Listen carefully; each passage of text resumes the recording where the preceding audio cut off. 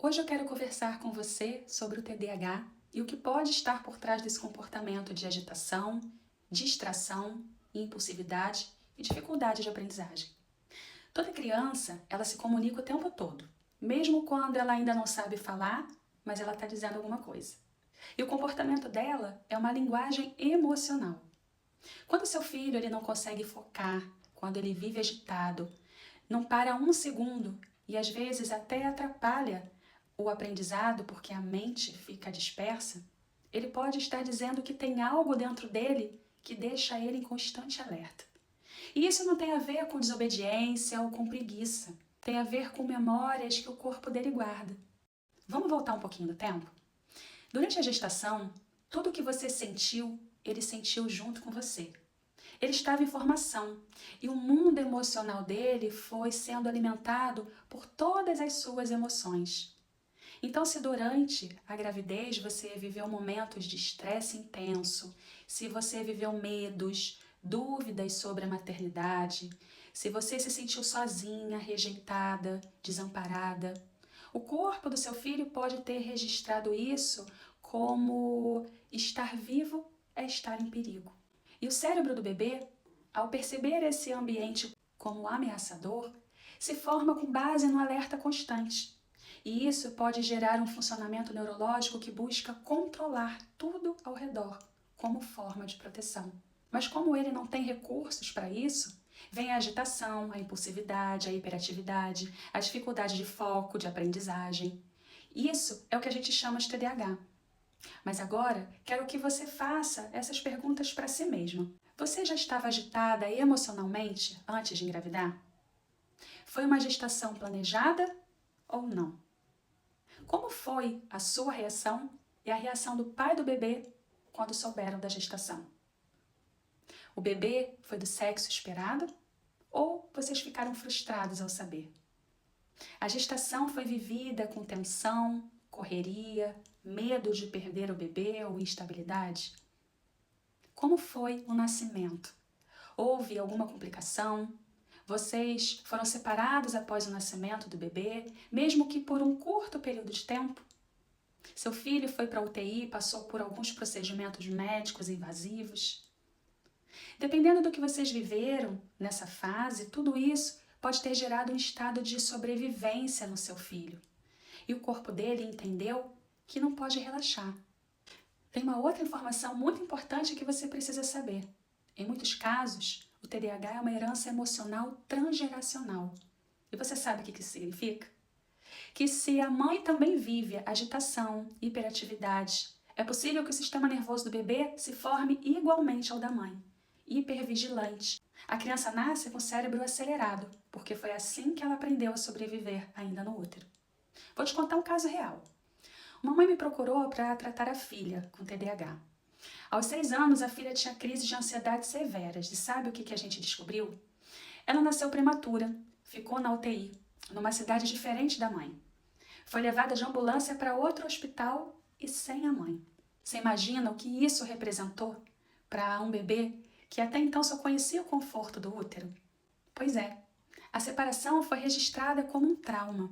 E anos depois, cada vez que a mãe se ausentava por poucos minutos, a criança já chorava, gritava ou se tornava agressiva.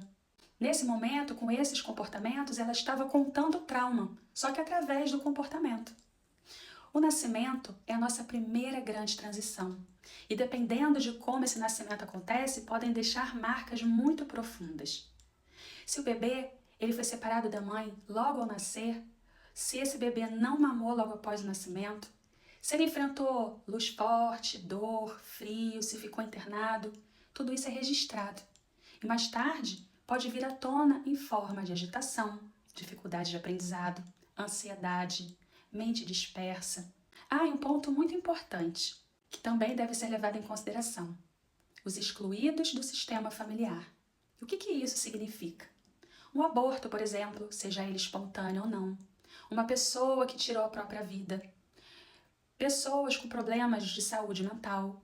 Familiares esquecidos ou até tragédias que foram escondidas. Tudo isso pode também deixar marcas profundas nos descendentes. E o TDAH muitas vezes vem representando também esses excluídos. A criança pode carregar inconscientemente a carga emocional de algo que não foi visto ou acolhido pela família. Isso também pode ser um dos motivos por trás do TDAH. Depois de tudo isso que eu falei para você, talvez você esteja se perguntando: será que foi por isso? E eu digo para você que sim. Um desses motivos pode estar por trás do TDAH do seu filho. Algumas dessas situações, ou várias delas, podem ser o motivo por trás dessa dificuldade. Mas o mais importante agora não é buscar culpados e nem se culpar. É buscar consciência. Porque quando a mãe entende o que está por trás do comportamento, ela começa a se ver na história também. Começa a curar dentro dela aquilo que o filho está tentando expressar com essa dificuldade. O comportamento do seu filho é um pedido de ajuda, e esse pedido tem uma origem. Mas com acolhimento, com escuta, com presença, você pode começar a ajudar o seu filho a reconstruir essa sensação de segurança. Aos poucos, ele vai aprendendo que agora ele não precisa mais estar em alerta o tempo todo. Ele não precisa fugir o tempo todo através da mente. Agora ele tem você. E isso muda tudo. Mas muitas vezes, só acolher e conversar não é o suficiente. E é quando as mães chegam até mim dizendo que já tentaram de tudo e nada mudou. Então, a gente começa a olhar para a causa emocional que está por trás desse comportamento.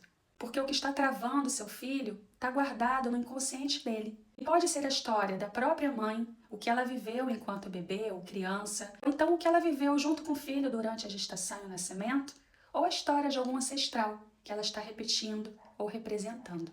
E quando a mãe se propõe a olhar para a própria história e a se curar das suas dores, ela se torna um canal de cura para o filho também. Porque mãe e filho estão conectados por uma frequência energética muito intensa.